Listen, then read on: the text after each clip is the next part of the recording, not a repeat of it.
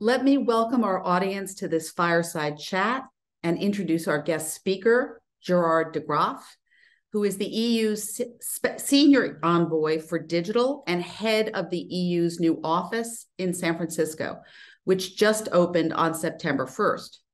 Gerard has worked for more than 30 years in the European Commission, most recently as director for the digital economy in DG Connect, which is short for Directorate General for Communications Networks, Content, and Technology. He was centrally involved in crafting two landmark digital regulations, the Digital Services Act and the Digital Markets Act, which will be a focal point for our conversation.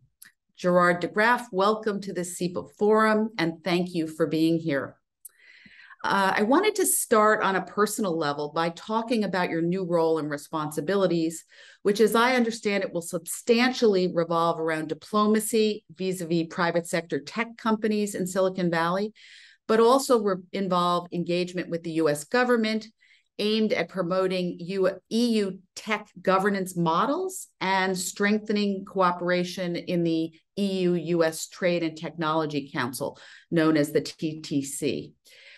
I imagine that this role will be dramatically different from your work over the past 30 years, where you engaged primarily with EU regulators inside the EU Commission. So my first question is, what do you see as your core portfolio and your primary function in this new role in Silicon Valley? How will you spend most of your time and energy? And if it works out brilliantly, what do you hope to accomplish? Thank you. Good day, Ambassador Donahoe, and very pleased to be here. Thanks to SEPA for inviting me. Why are we here?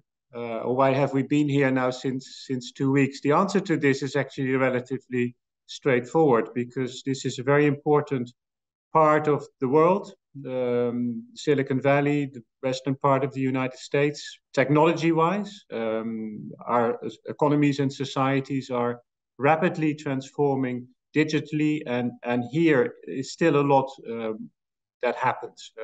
Technology is being developed, new innovations, seeing the light, important companies active here, headquartered here, and of course also in terms of regulation. I mean, California is a quite innovative regulator as well in digital policies. So the European Union has taken the decision, an informed decision, to strengthen its presence on the US West Coast here in San Francisco, precisely because this is an area where a lot happens and where we can learn and we can kind of keep our finger on the pulse for the kind of issues that are going to also be relevant in our future policy agenda. For example, the metaverse, where a lot of effort is being deployed here. Of course, the EU also has something to offer, we like to think, and not only in terms of regulation. We have also a lot of advanced technologies. We have excellent researchers, we have excellent engineers, and a single market, and a lot of kind of opportunities for American businesses and European businesses to cooperate. So we see this very much as a two-way street.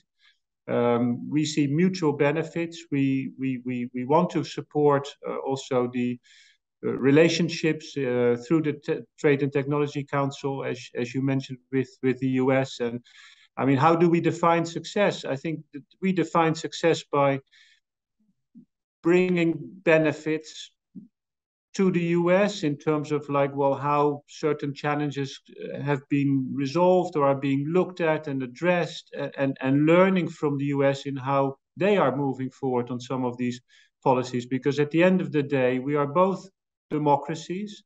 We are both we have constitutions underpinned by values, by fundamental rights. We have so much in common. We have a great and deepening trade relationship, and therefore anything that can help promote, sustain, reinforce that relationship is very welcome. And if we can make a very small contribution to that, I think we would be already very pleased. That's great. So I will note several European countries have previously sent tech ambassadors or other high-level envoys or representatives to Silicon Valley. But I imagine your role may be slightly different and may involve more controversy. specifically because you were so centrally involved in the drafting and adoption of the DSA DMA package. And as you know well, there are competing views about the ultimate aims and effects of these regulations. Some see them as a groundbreaking effort to rein in big tech and the harmful effects associated, especially with social media platforms. Others believe these regulations are protectionist in nature, in that they primarily target a handful of American tech leaders. How would you describe the core purpose of the DSA and the DMA? What new governance mechanisms were created, and what effects do you anticipate from these new regulations? Well, technology and the technology platforms, the major companies here have brought great benefits to the European Union. They are successful companies in the European Union. They are, in many ways, the biggest companies in technology in the European Union. But I think we all know at the same time that technology can produce also some negative effects on our society. We see the spread of disinformation. There's a lot of illegal content, terrorist material, child sexual abuse material on the internet. There are products that are being sold on the internet that aren't safe, that pose risk for the health of our citizens, for the consumers. There's counterfeit products going around the internet. Those are issues that kind of raise important public policy questions. And I think everybody agrees, and I think that there is a high degree of agreement that these issues need to be addressed. And the platforms, they don't want to be purveyors of disinformation. They don't want their systems to be misused, abused in order to spread illegal content or to serve as purveyors of dangerous products. So in that sense, I think our interests are aligned. I don't think the European Union has to justify why it regulates the internet. I mean, clearly the digital platforms, kind of with all the benefits that they bring, they also kind of create societal problems that need to be addressed, and the European Union is addressing those, and we do not apologize for putting in place these regulatory frameworks. Well, the controversy, I don't think controversy on the objectives. These are shared also between the EU and the US. We have extensive discussions with the EU and the US on the direction of policy. And even though maybe the EU is further advanced in terms of regulation than the US is, for reasons which I think we all know, in terms of the problem analysis, I think we see largely eye to eye. So the intent is to put in place a framework in the European Union that keeps the internet safe as much as possible, and also that ensures that there is effective competition, that if those who have like startups, scale-ups with good ideas, they have a fair chance to be successful in our market. That is what is behind. Well, then, of course, the devil is in the detail. This will have an impact, but not just on US companies. I mean, European companies will also have to change, and companies from China, companies from Japan that address and are active on the European single market will also have to comply. So this is definitely not an instrument that is targeted primarily or even exclusively at the US, but the market is what it is. The US companies are very successful, very present, large in the internet economy, and therefore, of course, and the European market is important to them, they will have to comply with the DSA and the DMA. The DSA is about how to keep the internet safe. If you are very large, you have a great impact on society, you must accept that you take responsibility for the activities that you do. We often make the analogy with banks.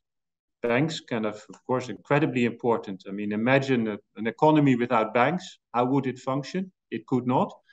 But nobody asks the question, why are banks regulated? Because if something goes wrong, as we've seen 10 years ago during the financial crisis, the impacts, the effects are systemic. They do not recognize borders. Here, the same. The impacts of if something goes wrong on the internet, if terrorist material is being kind of circulating, if the distributed disinformation, the impacts are felt across, well, the European Union and much beyond.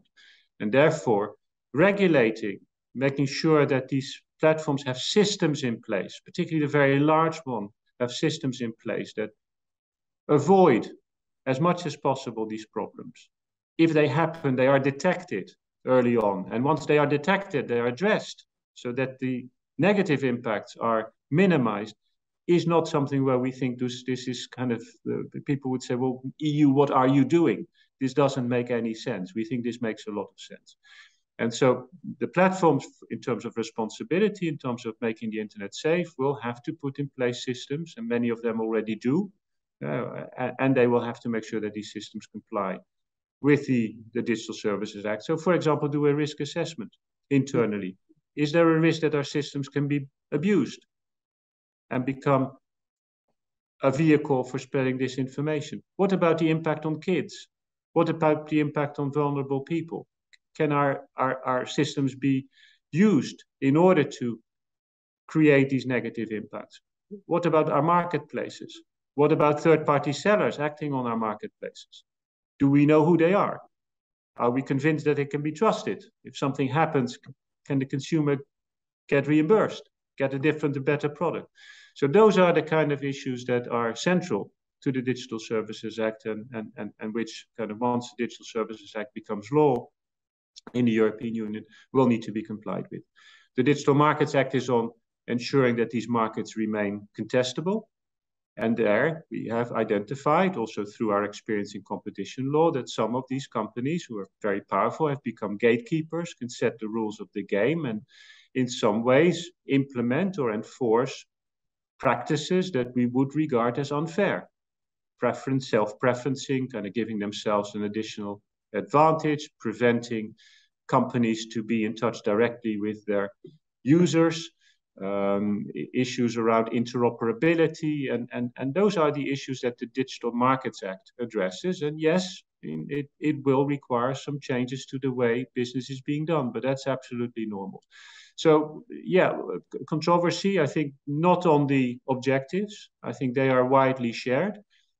On the implementation of some of the, say, the enforcement, yes, there will be differences of view, and we hope, and that's one of the tasks which we give ourselves, is to contribute to a constructive relationship between the regulator, the European Commission, and the regulated, some of which are established in this part of the world. But if there are kind of, and it can also be for very good reasons. I mean, some of the concepts may need to be tested in court. So we see, I mean, litigation is not always per se negative. But we would like, of course, we would prefer a constructive relationship to an adversarial relationship. But because we think this is in everybody's interest to make the internet safe and to make it contestable.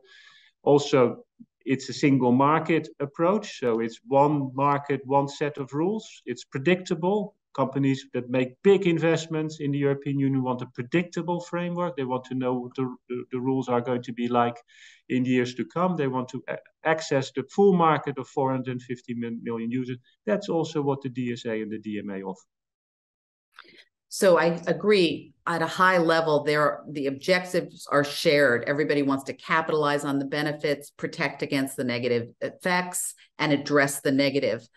But I want to go a little deeper on some of the criticism that has been lodged. As I understand it, one of the core criticisms of the DSA is that it lays out a range of new transparency, due diligence responsibilities at a conceptual level, but is somewhat lacking when it comes to specifics on implementation and leaves that to another entity. And it may lack adequate procedural safeguards related to enforcement. Maybe more importantly, the DMA, some critics argue, while intended to rein in anti-competitive behavior of so-called gatekeepers, might have the opposite effect of locking in existing advantages of the big players. So how do you respond to these criticisms? And is there really a way to get around the unintended effects of solidifying gatekeeper advantage? Well, maybe starting with the DSA. I mean, the DSA is an extensive instrument. I mean, I would not necessarily recommend people to read it because it will take a couple of hours. It runs for more than 70 articles. It's well over 100 pages of legislation. So the argument that it doesn't contain enough detail, I mean, is a little bit odd. to say the least. I mean, there's a lot of detail. If you write 100 pages in a piece of legislation, I mean, you just do not use only general provisions. And obviously, in some areas, we will need to provide a bit more detail. I mean, there's also, the Commission is empowered to propose and adopt implementing acts and delegated acts, which is, say, the terminology we use in the European Union, to set out even more detail. For example, one of the requirements under the Digital Services Act for the very large on-platforms and the very large search engines will be to undergo an annual external independent audit. So somebody comes in and checks whether these systems are in place and whether kind of companies do what they say they do. Well, obviously, you will need to develop some more technical specifications and standards that kind of these auditors, when they come in, they have their checklist and go through the checklist. And at the end of their work, they can say, look, I hereby certify that, say, the following elements are indeed in place. So indeed, there is a need for more precision, and that precision will come before the implementation, before the law takes the full effect. In terms of the kind of the principles, I mean, I think they are. We take a systemic approach here. This is not content regulation. So we look at. I mean, actually, it is quite remarkable that we know so little about these platforms. In a way, they're black boxes. We know very little about the algorithms and how they work, what they do, what these platforms do. Whereas their effects, their importance in our society is so great. So what are we requiring? We are requiring that these platforms are transparent about what they do. So they have to report. I mean, how much content has been removed, has been reinstated. I mean, how many notifications have we received from citizens or NGOs or companies about content on our platform that may be problematic? What have we done with these notifications? How have we acted on these notifications? What about content moderation? How many people moderate content maybe in languages that aren't so prevalent in the European Union? I mean, how strong is the content moderation? What about our algorithms? How are they programmed? Is it determined whether kind of certain contents kind of come and go viral and others do not?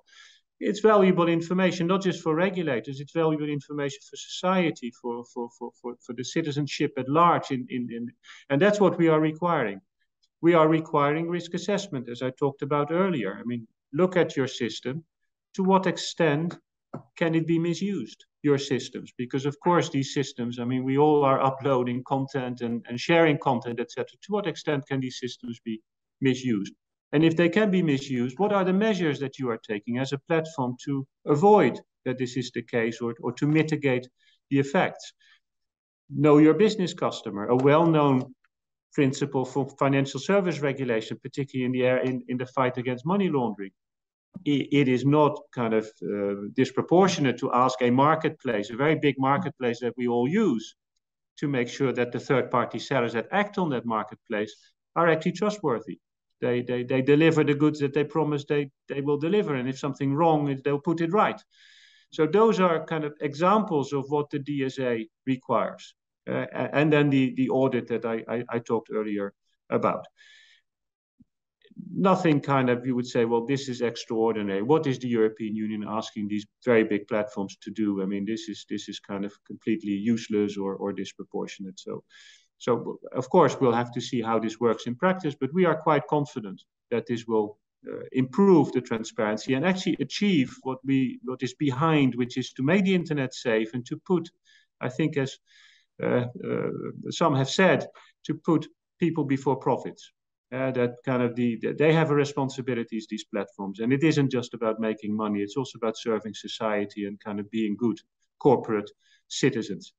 On the DMA, the argument that somehow this might solidify, say, the hold of these companies on the market is I think, completely unfounded. I mean, and maybe, I mean, if you look at the GDPR, for example, the GDPR applies to everyone. Yeah. If you are a small butcher in a corner shop, I mean, you are in the European Union, you have to comply with the GDPR as much as companies like Google and Meta and Amazon and have to comply with the GDPR. The DMA only applies to gatekeepers. It doesn't apply to anybody else. So if we're going to impose obligations, responsibilities on gatekeepers. We're not going to impose any of these obligations or responsibilities on the non-gatekeepers because they are designed for gatekeepers. I don't think that these big companies will argue that these responsibilities, these obligations, these like practices that are no longer allowed in the European Union, that kind of this somehow is going to reinforce their position in the European. That's not the signal that I am getting from these platforms. I mean, they're rather concerned the other way around, that this will kind of make it easier for others to compete and take their business. And that's exactly what, of course, the DMA wants to do. I mean, not to take their business, but to promote innovation. We think this is because that's always also kind of a little bit the criticism that we get in the European Union is we regulate and we kill innovation in the process. Markets that are not competitive, where it's very hard to come in and take on, try to dislodge, say, the leading company, tend to become less and less innovative. Because why would you, if you have a stronghold on the market, I mean, frankly, you're shielded. Why would you innovate? Your old mousetrap is still doing a great job. You can make a lot of money of your old mousetrap. Why would you develop a new mousetrap if the old mousetrap still works? So this is very much a pro-innovation, pro-business. A lot of businesses depend on these companies. If you're a software developer, you're an app developer, good luck. I mean, if you want to be successful without the App Store and Google Play, good luck. If you are a third-party seller and a lot of your business is being done over these very large marketplaces, good luck to say, I'm not going to use you anymore, because suddenly you lose like 30, 40, 50% of your turnover. So these companies are so dependent on these very large gatekeepers that kind of anything that will help in a way make this relationship fairer, more symmetrical, will stimulate innovation, will stimulate competition, is ultimately will stimulate growth in our economies, which we need, particularly in the current economic situation, and will kind of lead to new innovations and also employment. So we make no apology for the DMA, and we see absolutely no risk that the DMA will reinforce the position, the very strong position of the companies that will be designated as gatekeepers. So hopefully in a future conversation, we'll be able to get into the potential basis of litigation that stems from the private sector companies and their views. Last question for today, though, is I'm wondering, do you anticipate that the DSA and DMA will follow the path of the GDPR and become a global model? I think the answer is yes. I mean, and the answer is yes, because many countries around the world, democratic countries around the world, are asking themselves the same question that the European Union has asked and is still asking itself. It's like, how do we keep the internet safe? How do we protect our fundamental values? How do we keep the internet and particularly e-commerce market? How do we keep it dynamic and open and contestable? Those are questions that they're not just asked only in the EU. They're asked in this country, in the US, they're asked in Japan, they're asked in Australia, they're asked in Canada, they're asked in the UK, they're asked across the world, in Korea. And a lot of countries have already come to us. When I was still in Brussels, I mean, like every week we had very interesting discussions with countries from around the world, like, well, why have you chosen this approach? And I mean, how kind of will this, should we interpret this provision? We'll have to see. But I mean, interestingly, I mean, on the Hill, Capitol Hill, there's quite a lot of bills have been introduced. I mean, we know the difficult political situation, but a lot of them contain language that almost literally taken from the DSA and the DMA. We see that other countries are also looking. So will other countries take like a comprehensive, will they take DSA and DMA and kind of make it into like their DSA and DMA? Maybe not immediately. Will they take elements out of the DSA and the DMA? Yes, definitely they will.